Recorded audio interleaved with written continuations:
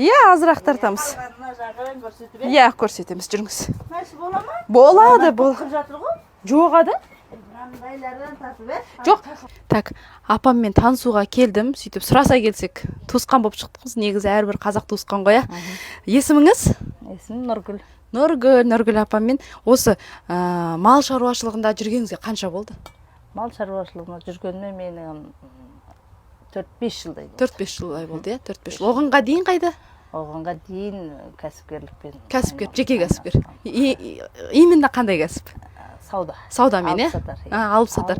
Кейін уже малға. Малда береке бар, сөйтіп малға келдіңіз. Мына құрт бәрін өзіңіздің қолыңызбен жасадыңыз? Құрт өзіміздің сиырдан аламыз, сүтін сауамыз, майын аламыз, чайқаймыз, сонымен айран қып үйітамыз, оны сүзбемен сүземіз. Жақсы қатық қып сүзіп, әдемі қып үйіту да оның әдемі үйітілу керек. Өзінің әдісі бар, Әдісі бар. Сонымен қатықты әдемілеп сүземіз, соны әдемі қып тұздап, осындай құрт жасаймыз. Бұл жерде сіздер мини бизнестарыңыз бұл жер.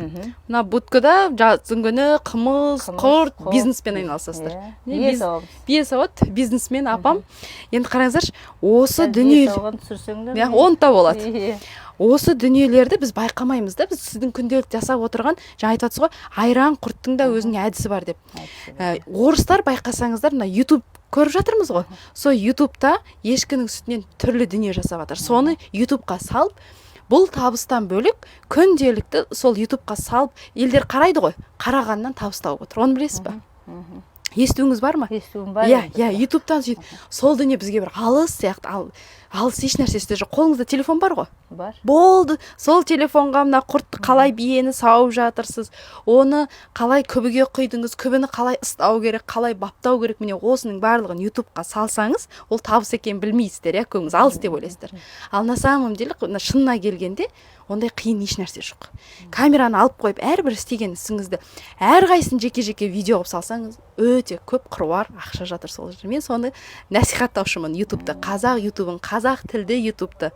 Сондықтан сізге айтарым, енді құры жүрме, қасында атам бар ма? Атам бар. Болды, атам штатив болады. Ұстап береді сізге, сіз түсіріп отырып соны салсаңыздар, бұнда қатты монтажында қажеті жоқ. Осы арқылы табыс табуға болады. Мына жерде күнделікті мысалға мына өнімді сатып, міне саған әкел маған ақша ғой.